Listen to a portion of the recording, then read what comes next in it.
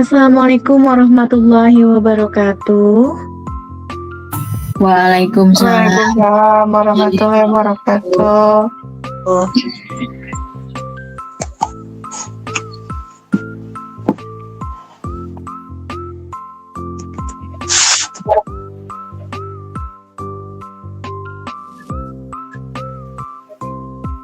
Innal hamdalillah nahmaduhu wa nasta'inuhu wa nastaghfir wa na'udzubillahi min syururi anfusina wa min sayyiati a'malina.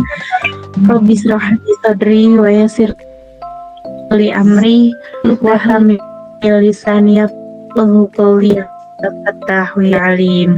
Bapak Ibu Guru, sebelumnya saya ucapkan terima kasih sudah menyempatkan waktunya dan bersedia menghadiri diseminasi yang dilaksanakan secara virtual ini.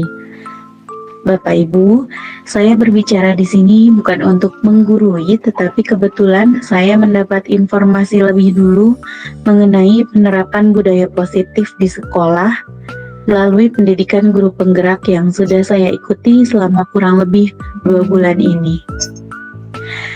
Dan saya ingin mengimbaskan pengetahuan yang saya peroleh kepada Bapak dan Ibu.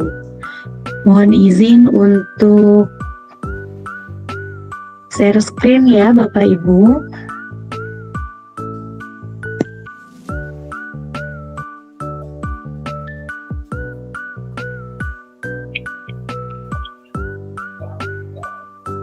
Sinyal kita.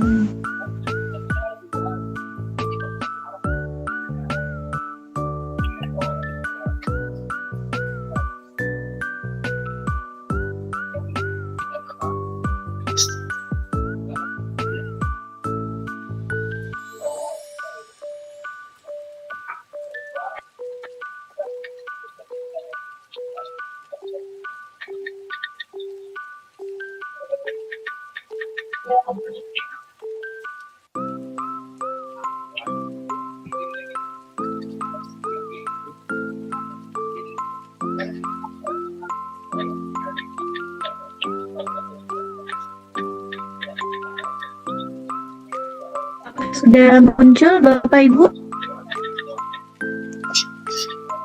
Sudah ada. Sudah.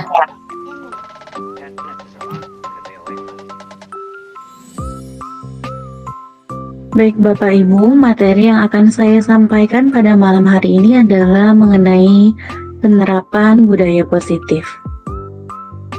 Sebelumnya saya ingin mengulas mengenai apa itu budaya positif. Saya yakin di antara Bapak dan Ibu juga pasti sering mendengar istilah budaya positif atau disiplin positif. Jadi Bapak Ibu, budaya positif adalah nilai-nilai, keyakinan, dan kebiasaan-kebiasaan yang ada di sekolah yang berpihak pada murid, sehingga murid dapat berkembang menjadi pribadi yang kritis, penuh rasa hormat, dan tanggung jawab. Paparan saya kali ini akan terbagi menjadi 6 bagian. Yang pertama adalah mengenai disiplin positif dan nilai kebajikan universal. Bagian kedua, teori motivasi, hukuman, penghargaan, dan restitusi. Bagian ketiga, keyakinan kelas.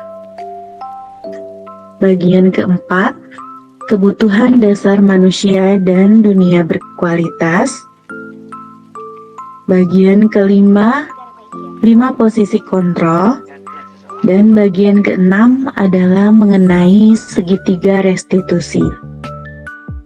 Baik, kita beranjak pada bagian pertama, yaitu disiplin positif dan nilai kebajikan universal. Bapak Ibu, sebelumnya mohon izin untuk melaksanakan kegiatan pembuka pada bagian ini. Saya minta Bapak dan Ibu untuk mengepalkan telapak tangannya.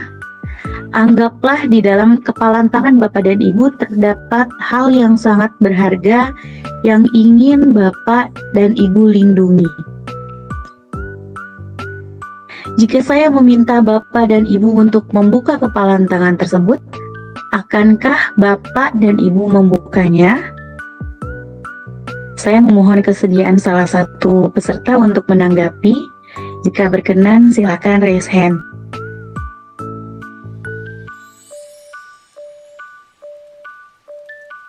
Baik, Ibu Siti Akmaliyah, saya persilahkan untuk memberi tanggapan. Saya tidak akan membukanya karena ini ada satu amanat yang harus saya genggam. Gitu aja Baik, mungkin. terima kasih atas kesediaannya memberi tanggapan, Ibu. Jadi jika saya meminta Ibu untuk membuka kepalan tangan, Ibu tidak akan membukanya karena menurut Ibu ada amanat yang ingin Ibu pegang, gitu ya Bu? Iya. Untuk selanjutnya barangkali yang lain ingin menanggapi, saya persilahkan.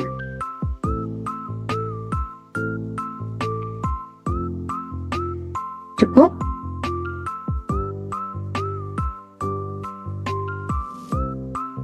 Nah, Ibu, Bapak, dalam kegiatan tadi, menurut Ibu dan Bapak, siapakah pihak yang memegang kontrol? Saya atau Ibu Siti Akmaliyah yang memiliki genggaman tangan?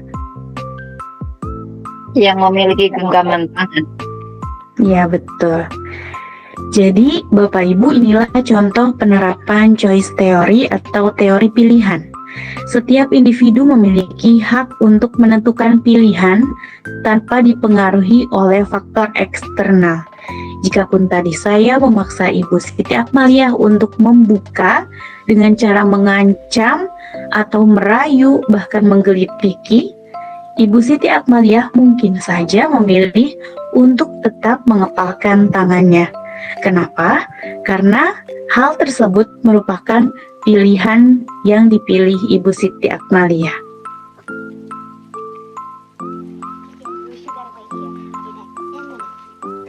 Terima kasih Ibu Siti Akmaliyah atas bantuannya. Kemudian Bapak Ibu, selama ini ada beberapa miskonsepsi tentang makna kontrol. Miskonsepsi tersebut mencakup hal-hal berikut. Yang pertama, terdapat ilusi bahwa guru dapat mengontrol murid. Padahal pada dasarnya kita tidak dapat memaksa murid untuk berbuat sesuatu jikalau murid tersebut memilih untuk tidak melakukannya. Walaupun tampaknya guru sedang mengontrol perilaku murid, tetapi hal yang sebenarnya terjadi adalah murid sedang mengizinkan dirinya dikontrol, bahkan terhadap perilaku yang tidak disukainya. Kemudian miskonsepsi yang kedua adalah ilusi bahwa semua penguatan positif itu efektif dan bermanfaat. Padahal penguatan positif atau bujukan adalah bentuk-bentuk kontrol. Segala usaha untuk mempengaruhi murid agar mengulangi perilaku tertentu merupakan usaha untuk mengontrol murid.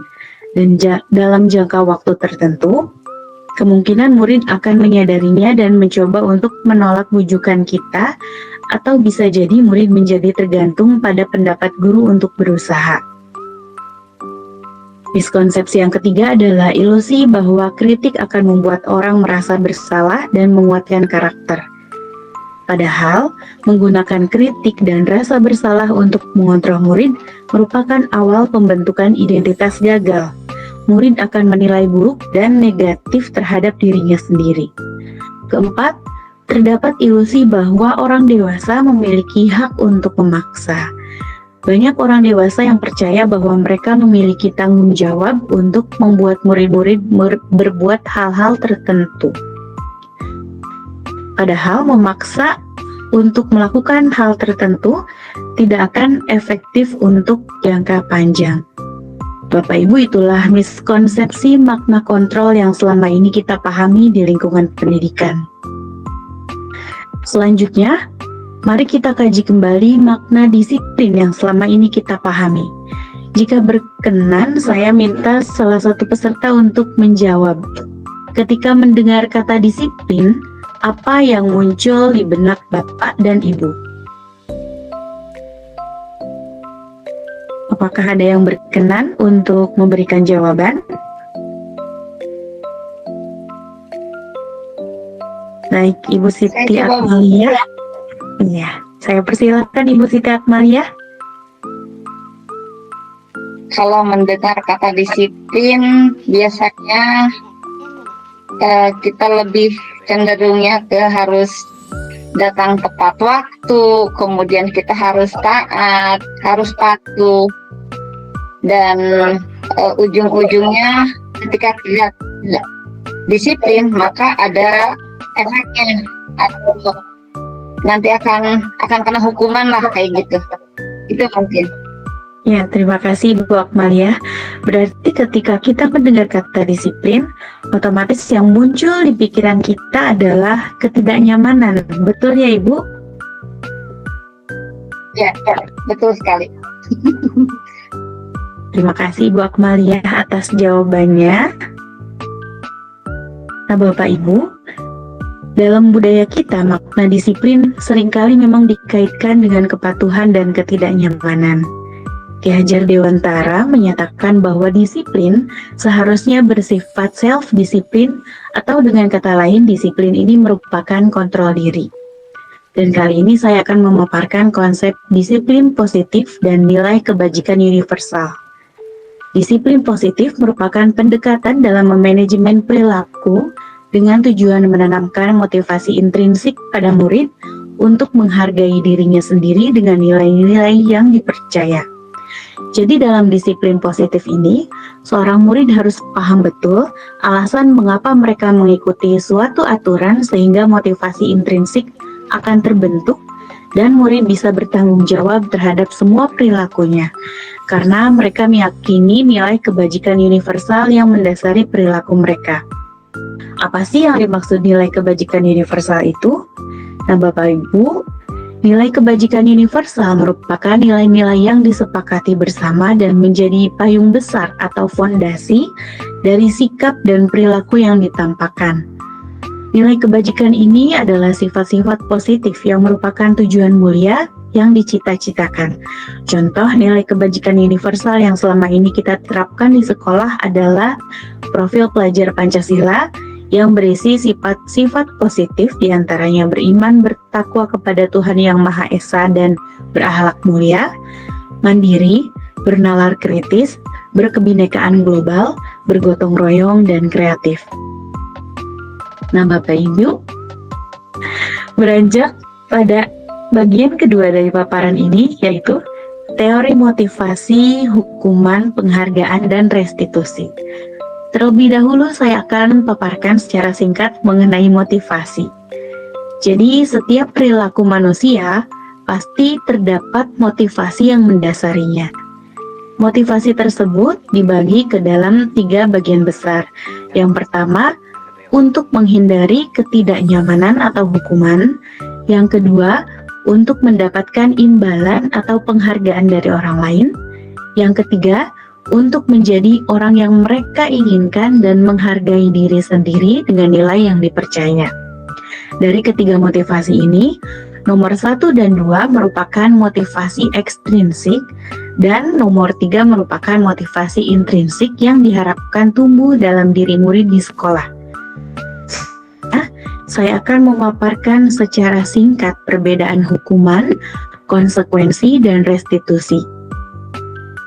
Bapak Ibu, hukuman ini bersifat satu arah, pihak guru yang memberikan dan murid hanya menerima suatu hukuman tanpa melalui suatu kesepakatan atau pengarahan dari pihak guru. Hukuman yang diberikan bisa berupa fisik maupun psikis. Murid akan merasa tersakiti oleh suatu perbuatan atau kata-kata. Sementara disiplin dalam bentuk konsekuensi sudah terencana atau sudah disepakati, sudah dibahas dan disetujui oleh murid dan guru. Umumnya bentuk-bentuk konsekuensi dibuat oleh pihak guru dan murid sudah mengetahui sebelumnya konsekuensi yang akan diterimanya bila melakukan pelanggaran. Pada konsekuensi, murid tetap dibuat tidak nyaman untuk jangka waktu pendek. Konsekuensi biasanya diberikan berdasarkan suatu data yang umumnya dapat diukur.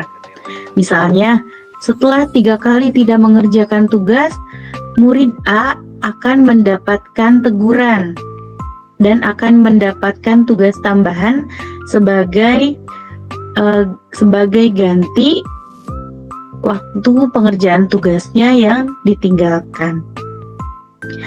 Selanjutnya restitusi. Restitusi ini merupakan proses menciptakan kondisi bagi murid untuk memperbaiki kesalahannya. Restitusi ini bersifat kolaboratif dan menuntun murid untuk berpikir solutif. Melalui restitusi, murid akan mendapatkan penguatan jangka panjang karena restitusi ini tidak fokus pada kesalahan anak, tetapi fokus pada pemecahan masalah dan pencarian solusi. Selanjutnya Bapak Ibu, saya ingin Bapak Ibu menjawab satu pertanyaan saya. Apakah menurut Bapak dan Ibu, memberikan penghargaan atau hadiah pada murid itu memiliki dampak baik?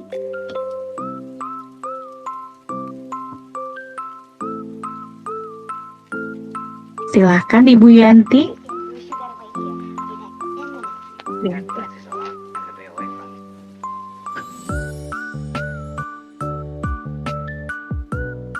Mohon maaf, suaranya belum terdengar, Bu.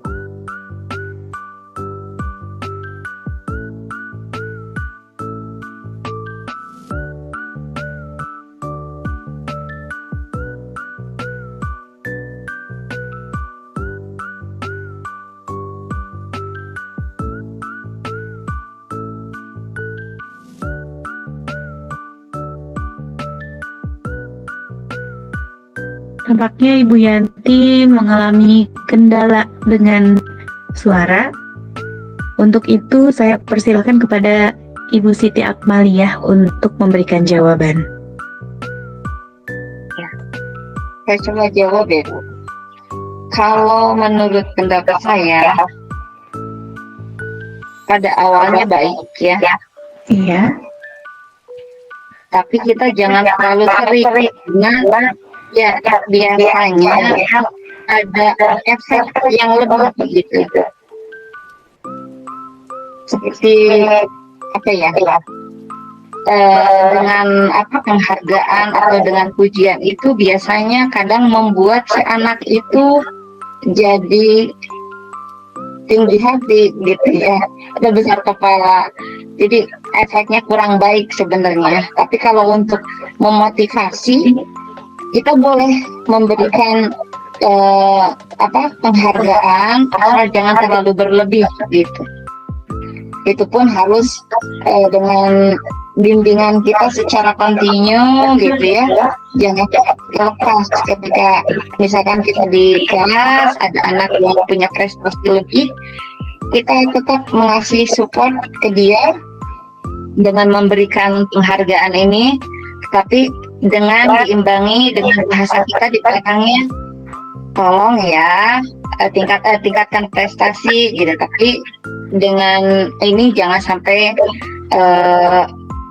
terlalu tenang gitu, atau bagaimana lah, yang penting jangan sampai membuat dia sombong gitu aja mungkin. Terima kasih. Terima kasih Ibu Siti Akmaliyah atas jawabannya. Bagus sekali Ibu Siti Akmaliyah. Benar sekali, tadi Ibu Siti Akmaliyah mengatakan mungkin pada awalnya bagus, tetapi sebenarnya pemberian penguatan, baik itu hadiah dan penghargaan lainnya pada murid akan berdampak, memiliki dampak yang kurang baik dan dipandang kurang efektif. Nah ini dia beberapa alasan yang mendasari kenapa pemberian penghargaan ini dipandang kurang efektif. Yang pertama, penghargaan tidak efektif karena membuat ketergantungan. Murid yang terbiasa diberi penghargaan akan kehilangan dorongan dari dalam untuk melakukan sesuatu yang baik. Kemudian yang kedua, penghargaan dapat merusak hubungan karena dapat menimbulkan kecemburuan. Ketika ada salah seorang murid yang diberi penghargaan verbal, misalnya dipuji, maka besar kemungkinan murid lain yang tidak mendapatkan hal yang sama akan cemburu. Dan ini tentu berpotensi merusak hubungan antar murid. Kemudian yang ketiga, penghargaan mengurangi ketepatan karena murid akan berorientasi pada penghargaan. Berkaitan dengan hal ini, ada sebuah riset yang dilakukan di mana anak-anak diminta mengingat kata-kata tertentu, kemudian mereka diminta mengambil kartu yang berisi kata-kata yang diingat tersebut setiap kali muncul. Beberapa anak diberikan permen setiap mereka memberikan jawaban benar, dan sebagian yang lain hanya diberitahu saja bahwa jawaban mereka benar. Dan hasilnya, anak-anak yang mendapat permen jawabannya banyak yang tidak tepat dibanding anak-anak yang hanya diberitahu jawaban mereka benar. Kenapa? Karena fokus mereka beralih hanya pada permen yang diberikan. Kemudian poin keempat, penghargaan menurunkan kualitas karena over justification effect membuat motivasi intrinsik berkurang. Kemudian nomor 5, penghargaan mematikan kreativitas karena kepuasan intrinsik berkurang. Dan nomor 6, penghargaan itu menghukum. Menghukum siapa? Menghukum yang tidak mendapat penghargaan. Contoh kecilnya ketika di kelas terdapat sistem ranking, penghargaan diberikan pada murid yang memperoleh peringkat pertama. Tapi sejatinya penghargaan tersebut sedang menghukum murid di peringkat kedua. Bisa jadi ia akan sedih dan kecewa karena dia berada di posisi kedua. Bapak Ibu, itulah beberapa alasan yang mendasari kenapa sebaiknya pemberian penghargaan dalam membangun budaya positif di sekolah itu ditinggalkan. Sebagai penggantinya, mari kita coba terapkan restitusi untuk membantu murid memperbaiki kesalahan mereka sehingga mereka bisa kembali ke dalam kelompoknya dengan karakter yang lebih kuat. Bapak Ibu, sebagai langkah awal untuk menerapkan restitusi dan mewujudkan budaya positif di sekolah, tentu saja kita harus memiliki keyakinan kelas yang disepakati bersama. Keyakinan kelas ini merupakan pernyataan yang berisi nilai kebajikan universal yang mudah diingat dan dipahami. Keyakinan kelas ini dibentuk dan disepakati bersama oleh seluruh anggota komunitas sekolah, baik itu guru, murid, maupun orang tua. Dalam menyusun keyakinan kelas, terdapat beberapa prosedur yang dapat dilakukan. Prosedur tersebut diantaranya adalah curah pendapat tentang peraturan yang disepakati, mencatat masukan-masukan dari semua anggota di sekolah, kemudian mengganti peraturan menjadi kalimat yang positif, meninjau kembali daftar curah pendapat, menyepakati keyakinan kelas yang terbentuk, dan mempublikasikan dan memvisualkan keyakinan kelas yang terbentuk. Nah, berikut adalah beberapa contoh keyakinan kelas. Bisa dilihat ya Bapak Ibu, keyakinan kelas ini menggunakan kalimat-kalimat yang positif dan tidak terlalu banyak, sehingga akan mudah diingat oleh murid. Baik Bapak Ibu, beranjak ke bagian selanjutnya, yaitu kebutuhan dasar manusia dan dunia berkualitas. Bapak Ibu, setiap tindakan manusia memiliki motif untuk memenuhi kebutuhan dasarnya. Kebutuhan dasar manusia itu terbagi menjadi 5, yaitu kebutuhan untuk bertahan hidup, kebutuhan akan kasih sayang dan rasa diterima, kebutuhan akan kebebasan, kebutuhan akan kesenangan, dan kebutuhan akan penguasaan. Kebutuhan untuk bertahan hidup bersifat fisiologis, biologis, dan psikologis. Fisiologis ini untuk bertahan hidup, misalnya kesehatan, rumah, dan makanan. Biologis berkaitan dengan proses reproduksi. Psikologis berkaitan dengan kebutuhan akan perasaan aman. Selanjutnya, kebutuhan akan kasih sayang dan rasa diterima meliputi kebutuhan akan hubungan dan koneksi sosial, kebutuhan untuk memberi dan menerima kasih sayang, dan kebutuhan untuk menjadi bagian dari suatu kelompok. Kebutuhan ini meliputi keinginan untuk tetap terhubung dengan orang lain seperti teman, keluarga, pasangan hidup, teman kerja, dan lain-lain. Anak-anak yang memiliki kebutuhan dasar kasih sayang dan rasa diterima yang tinggi biasanya ingin disukai dan diterima oleh lingkungannya. Mereka juga akrab dengan orang tuanya dan biasanya mereka belajar karena suka pada gurunya. Bagi mereka, teman sebaya sangatlah penting. Mereka juga biasanya suka bekerja dalam kelompok. Yang ketiga, kebutuhan akan penguasaan. Kebutuhan akan penguasaan yang berhubungan dengan kekuatan untuk mencapai sesuatu.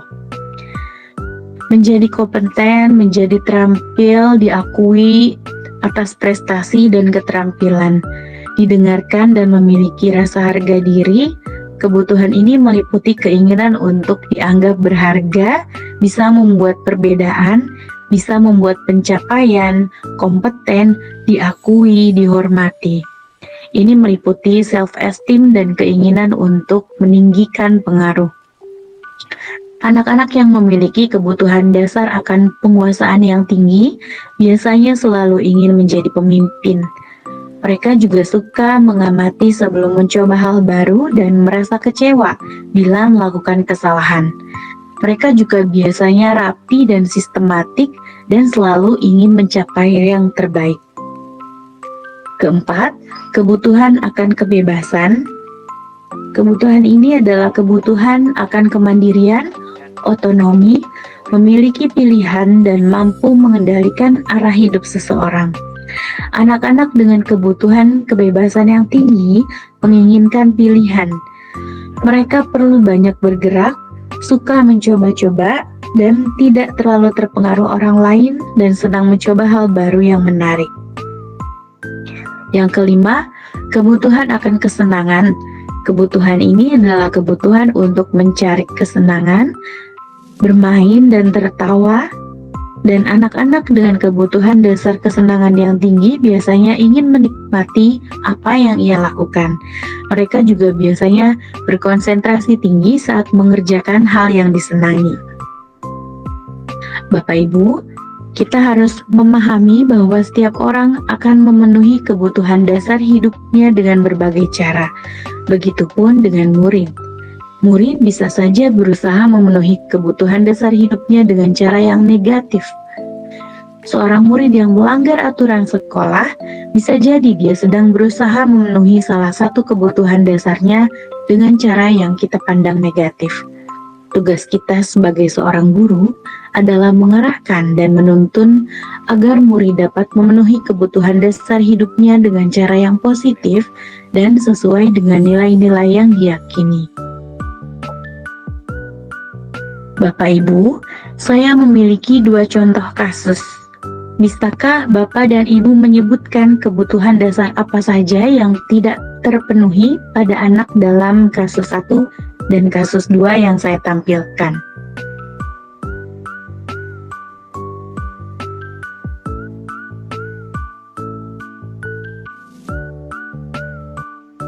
Bapak Ibu, saya persilakan untuk memberikan tanggapan kepada kasus yang saya tampilkan.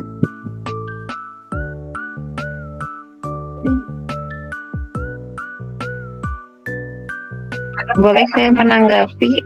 Iya, silakan Ibu Siti. Kalau menurut saya ini yang pertama kesenangan ya, sepertinya. Yang pertama itu kesenangan kayaknya. Kalau yang kedua apa ini ya, memamerkan gambar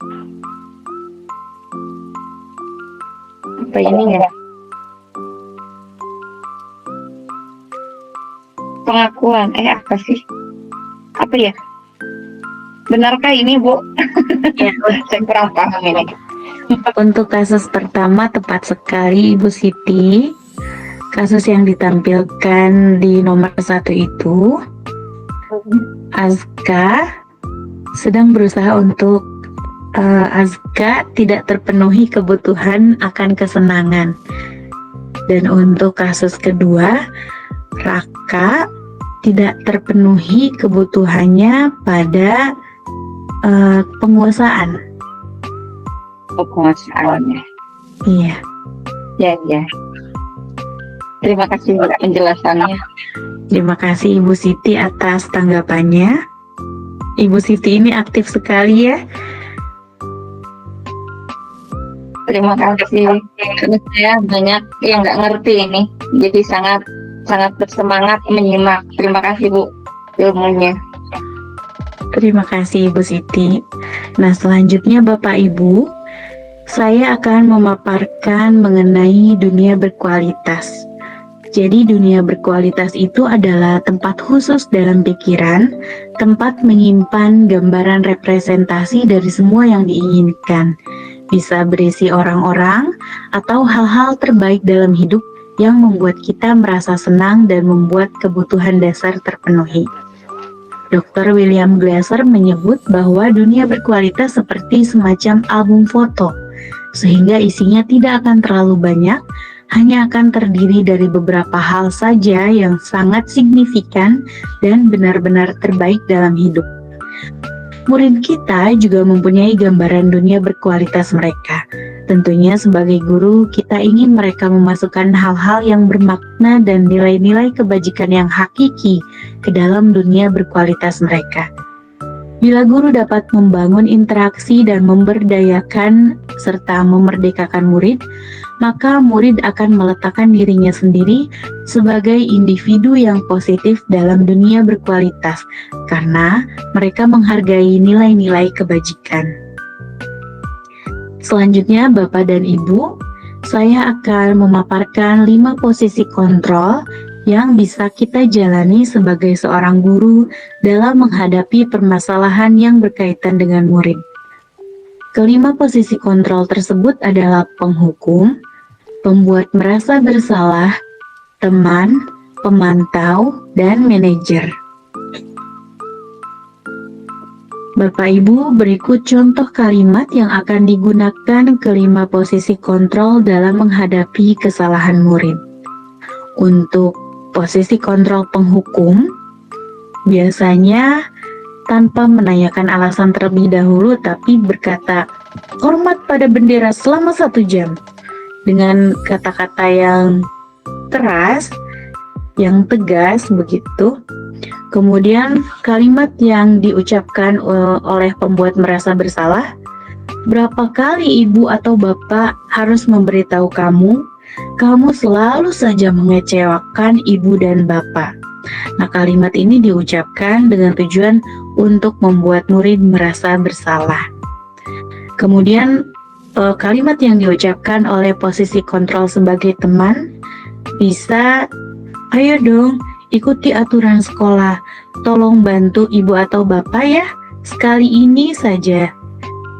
Sekali ini ya sudah, tidak apa-apa. Lain kali jangan sampai berbuat seperti ini lagi ya." Kemudian posisi kontrol pemantau bisa dengan kalimat, "Kamu sudah melanggar peraturan sekolah. Kamu tahu konsekuensinya. Setelah upacara, kamu beli atributnya ke koperasi dan jangan diulangi lagi." Jadi posisi pemantau ini biasanya pertama menanyakan konsekuensi dulu. Apakah murid mengetahui konsekuensi dari perbuatannya? Kemudian posisi kontrol yang terakhir, kalimatnya, "Apakah kamu tahu kesalahanmu? Kira-kira bagaimana kamu memperbaiki kesalahanmu?"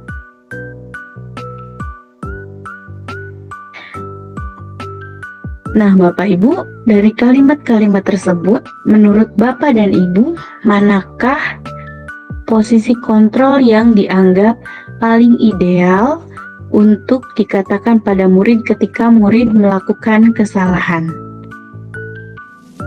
Kalimat manakah yang menurut Bapak Ibu ideal? Ya, Ibu Siti, dipersilahkan. Kalau dari sisi kalimat ini, yang paling ideal kayaknya manajer ya. Manajer. Manajer, ya. Iya. Tapi yang sering kita lakukan yang teman paling gitu mungkin. Terima kasih Ibu Siti. Selanjutnya Ibu Roma, saya persilahkan. Iya, sama kalimat dari manajer. Tapi terkadang suka apa yang itu yang penghukum tuh. Oh iya, kalau tadi Ibu Siti Iya gitu. posisi kontrol teman, Iya teman. Gitu. Tapi sebagai kalau kalimat yang ideal tuh yang ini yang manajer. yang manajer. Terima kasih ya Ibu Romah dan Ibu Siti. Iya betul Bapak Ibu. Posisi kontrol manager merupakan posisi kontrol yang dianggap paling ideal untuk diterapkan.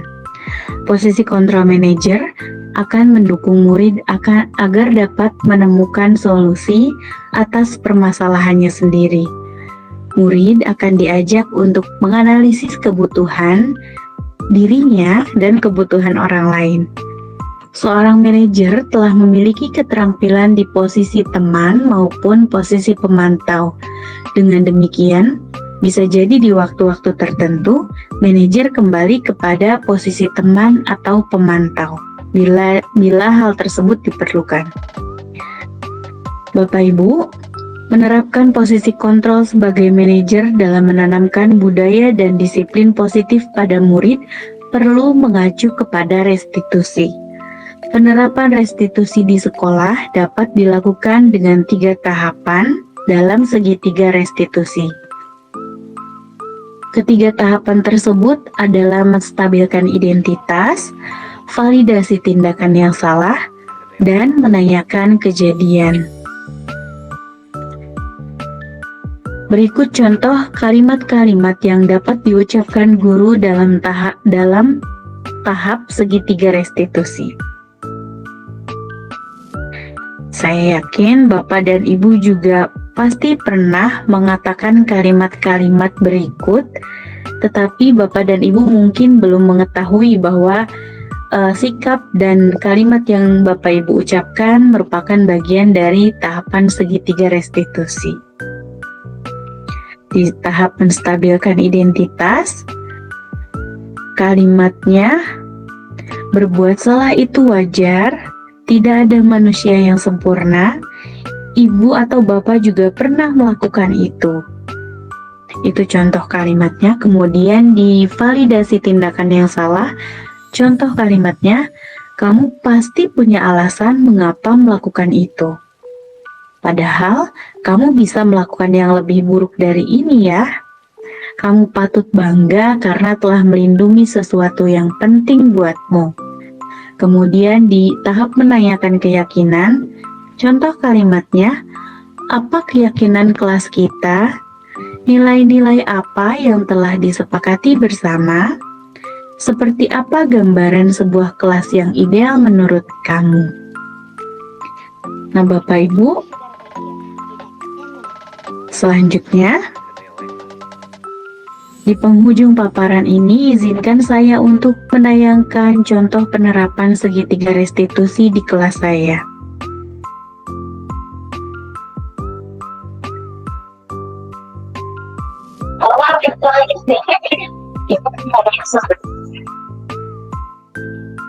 Jadi ibu mendapat laporan dari teman-teman. Ya, pada saat istirahat, kamu malah ke lapangan ya. Apakah ibu ingin tahu kenapa kamu marah seperti itu?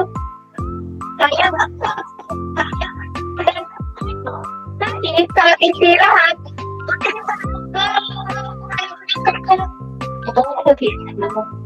kalau jadi kamu, itu juga pasti kesal sih. Lalu apa yang ibu lakukan? Saya reaktif apa? Ada merasa berbuat. Ibu marah. Kamu melakukan pasti ada sebabnya. Saya mengatakan karena saya berdoa yang berdoa saya juga terima kasih ruang berbuat saya itu bedanya itu saya juga saya jarak sama baik untuk apa tidak melakukan hal yang lebih ya. Padahal tidak ada saya yang ada itu saja kok. Tapi kamu memilih untuk ada orang.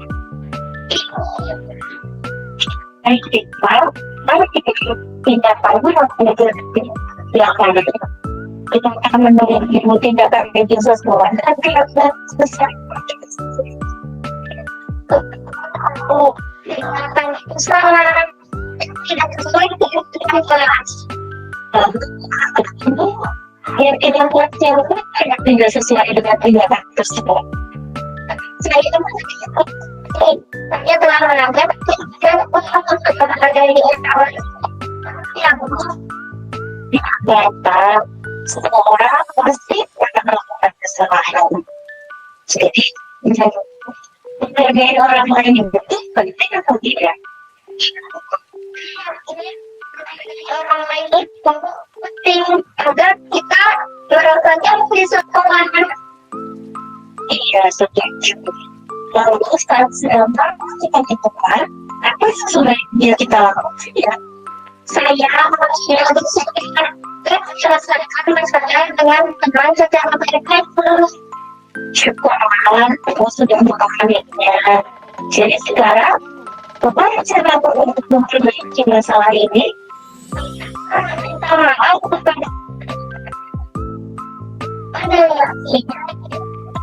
ibu. Saya juga mau kita bersama supaya kita gimana Bu? Ibu setuju. Karena kita ikuti sama siapa? Kami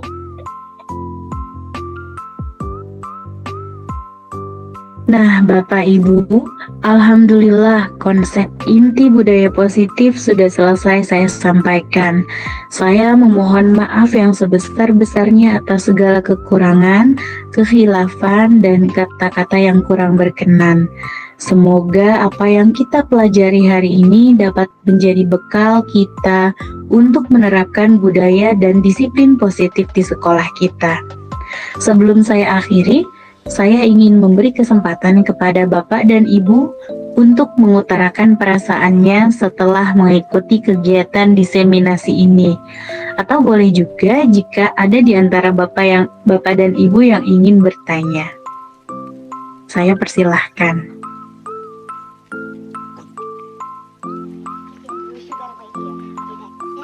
Ya, silahkan Ibu Siti Akmalia. Ya, izin Ibu. Saya cuma mau menanggapi aja ya. Setelah menyimak paparan Ibu dari awal sampai akhir, alhamdulillah banyak sekali ilmu yang saya dapatkan saat ini. Ternyata dari paparan Ibu membuat saya tersadar, Bu, banyak sekali hal-hal yang selama ini saya anggap benar, ternyata setelah menyimak ini salah ya. Dianggapnya itu salah gitu. Ada yang sudah ya hampir semua ya kayaknya selama ini kita nganggap semua itu baik gitu, seperti tadi ya, ketika kita memberikan penghargaan kepada anak ya ternyata kan itu kurang baik gitu kan.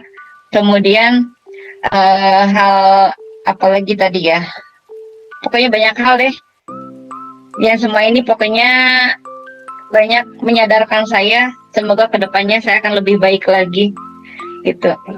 Terima kasih, mungkin itu Bu tanggapannya. Amin, terima kasih Ibu Siti Akmalia atas tanggapannya.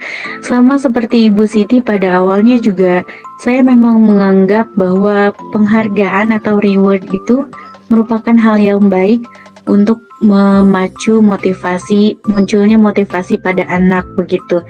Tapi setelah saya mempelajari modul di dalam guru penggerak, saya mendapatkan pengetahuan ternyata hal tersebut sebaiknya ditinggalkan karena kurang efektif dan memiliki dampak buruk. Terima kasih Ibu Siti Akmalia atas tanggapannya. Bapak Ibu yang lain, jika ingin menanggapi atau bertanya, saya persilahkan. Iya, Ibu Ria, silahkan. Iya, Assalamualaikum warahmatullahi wabarakatuh. Waalaikumsalam warahmatullahi wabarakatuh. Dari tadi saya diam itu karena terlalu asik mendengarkan apa yang diutarakan, dipaparkan oleh Bu Nia, dan ternyata masih banyak kekurangan saya ketika menghadapi anak. Setelah mendengarkan saran dari Ibu Nia ini, banyak sekali pencerahan dan alhamdulillah semoga nantinya bisa saya terapkan di sekolah pada siswa-siswa saya nanti. Terima kasih. Baik, terima kasih Ibu Ria atas tanggapannya.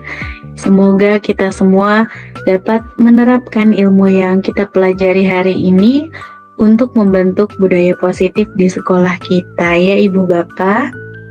Jika tidak ada yang bertanya atau menanggapi lagi, saya akan tutup pertemuan kita pada malam hari ini. Bagaimana Bapak Ibu, apakah sudah cukup? Ya, cukup. Mungkin Bu. Cukup, baik. Cukup. Iya, Bapak Dadang. Terima kasih Bapak Dadang sudah bergabung. Iya. Terima kasih Bapak dan Ibu atas partisipasi dan perhatiannya. Semoga Allah membalas kebaikan Bapak dan Ibu sekalian. Kegiatan ini saya akhiri. Allahul muwafiq ila aqwamit thoriq. Wassalamualaikum warahmatullahi wabarakatuh. Waalaikumsalam. Terima kasih.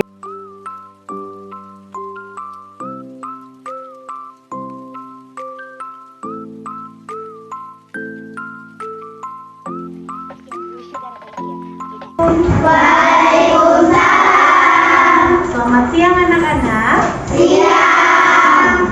Seperti yang Ibu bilang kemarin, hari ini kita akan membuat kesepakatan kelas. Ada yang masih ingat apa itu kesepakatan kelas? Ya, Pipa? Nilai-nilai keyakinan, Bu. Nilai-nilai keyakinan, betul. Kemudian ada yang lain? Aturan, Bu. Aturan, betul sekali. Jadi keyakinan kelas adalah nilai-nilai yang kita yakini bersama dan kita sepakati bersama. Paham ya? Paham. Sebelum membuat keyakinan kelas, Ibu akan mengajak kalian untuk membayangkan kelas seperti apa sih yang kalian impikan. Kalian pasti punya bayangan. Saya ingin kelas yang seperti apa ya? Jawabannya, kalian tuliskan di sticky note yang berwarna kuning. Ibu sudah membagikan sticky note-nya untuk setiap orang. Silakan ditulis jawabannya dan ditempel di depan sebelah kanan. Kan kalau sudah diisi, silakan tempel di sebelah kanan.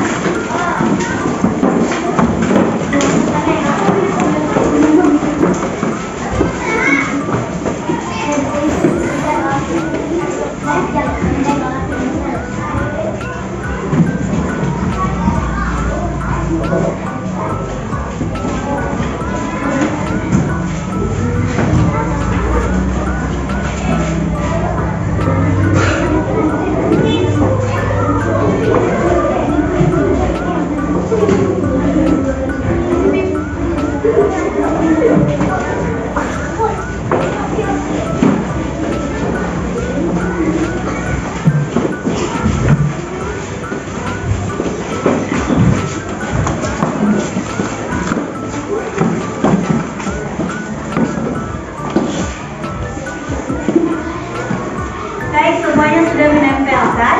Ibu akan bacakan satu persatu ya. Yang pertama, kelas yang bersih dan aman. Yang kedua, kelas yang nyaman, menyenangkan, bersih, Kemudian ini fasilitas kelasnya cukup, bersih lagi, nyaman, aman.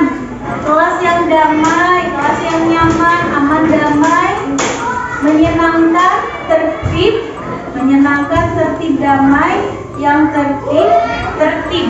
Jadi ada beberapa macam jawaban yang kalian tuliskan. Nah, dari tadi jawaban-jawaban yang sudah dibacakan, coba sekarang kalian tuliskan sikap apa yang harus kalian lakukan agar tercipta kelas yang kalian impikan tadi. Silahkan jawabannya tuliskan di sticky note yang berwarna pink.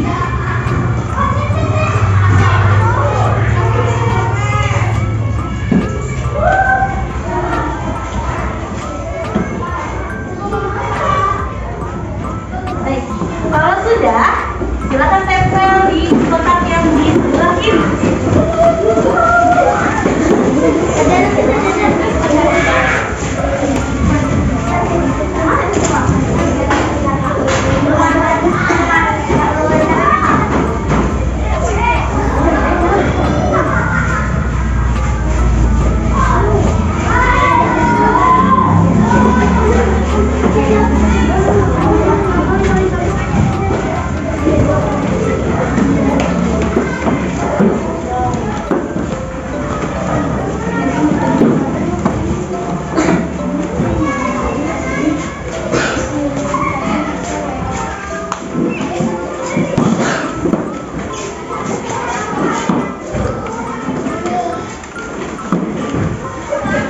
Terima kasih anak-anak sudah bersedia menuliskan jawaban-jawaban kalian dan menempelkannya di depan. Sekarang Ibu akan membacakannya, atau ada yang bersedia membacakannya? Siapa satu orang? Ibu minta untuk membacakan sikap yang harus dilakukan untuk mencapai suasana kelas yang diinginkan. Ada yang bersedia? Ya, silakan Afifah maju ke depan.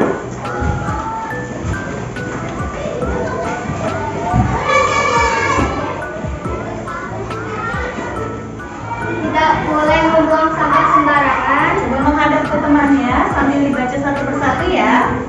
Sikap yang pertama apa, Afifah? Tidak boleh membuang sampah sembarangan. Betul, tidak boleh membuang sampah sembarangan. Kenapa sih tidak boleh membuang sampah sembarangan? Karena bisa menyebabkan banjir. Betul. Sampah yang dibuang sembarangan bisa menyebabkan banjir, bisa menyebabkan penyakit, bisa menjadi tempat berkembang biaknya nyamuk. Kira-kira kalian lebih nyaman berada di kelas yang bersih atau di kelas yang kotor? Bersih. Oke, baik. Sekarang sikap yang kedua, apa ya? Tidak membuli teman.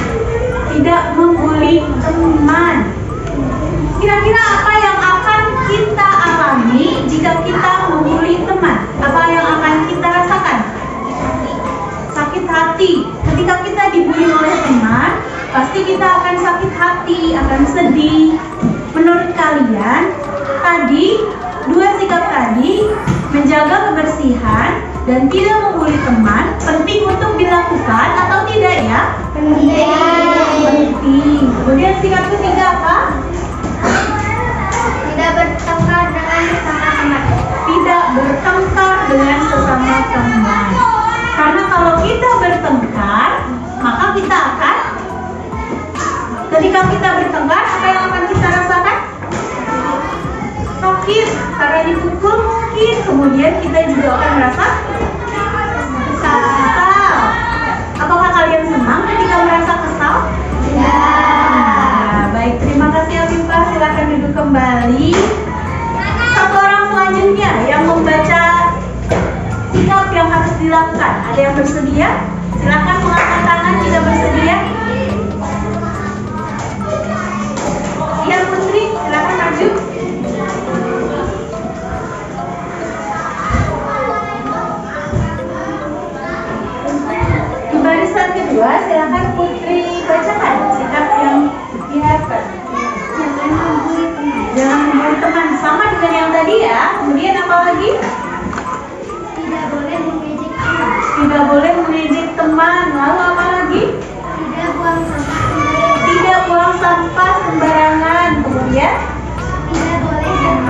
tidak boleh berkelahi, lalu tidak mengejek teman, tidak mengejek teman, kemudian tidak mengejek teman. sama, tidak mengejek teman. Baik, terima kasih, silakan kembali ke tempat.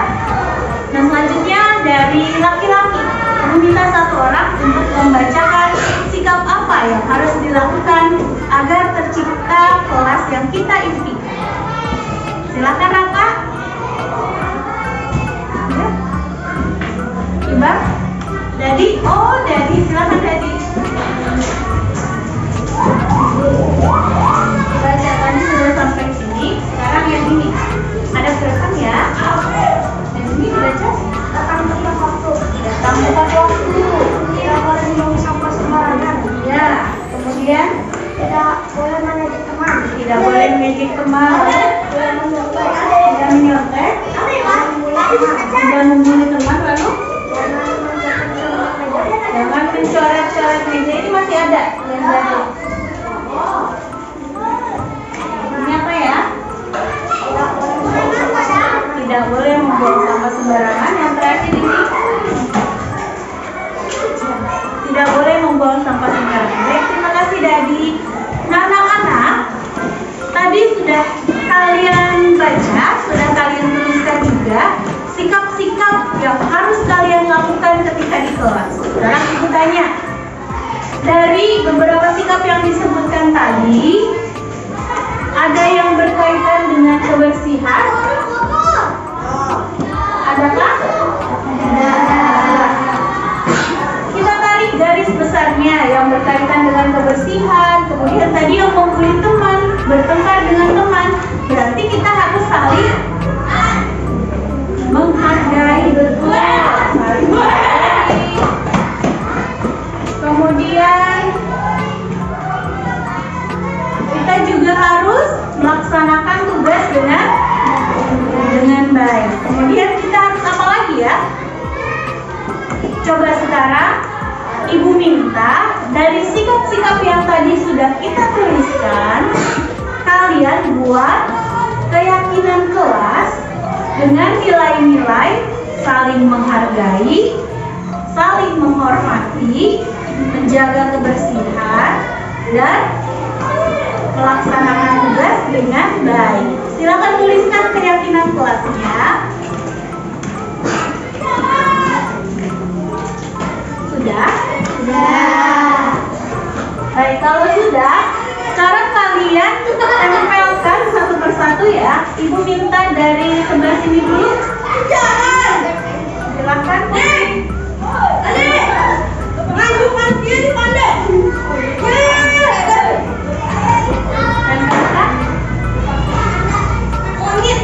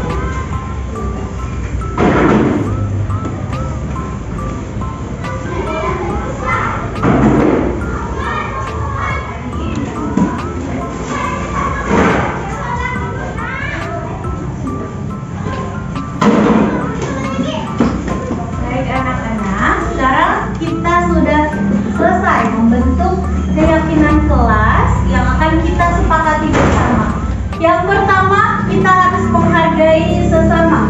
Setuju? Yang kedua, harus belajar dengan bahagia. Setuju? Yang ketiga, mengerjakan tugas dengan baik. Setuju. Yang keempat, bersikap positif. Setuju. Yang kelima, kita juga harus merasa aman di kelas. Setuju. Lalu kita juga harus percaya diri. Setuju. Kita juga harus menghormati barang milik orang lain. Setuju. Kita harus mengikuti kegiatan dengan baik. Setuju. Kita juga harus saling peduli. Setuju. Dan yang terakhir, kita harus saling membantu. Setuju. Ya. Sekarang Ibu mau tanya, apakah kalian meyakini bahwa nilai-nilai yang tadi Ibu sampaikan adalah nilai-nilai yang penting untuk diterapkan di kelas? Kalian yakin? Yakin. Kalian sepakat untuk melaksanakannya di kelas? Sepakat. Baik, terima kasih atas partisipasinya. Ibu akhiri pertemuan kali ini. Wassalamualaikum warahmatullahi wabarakatuh. Waalaikumsalam.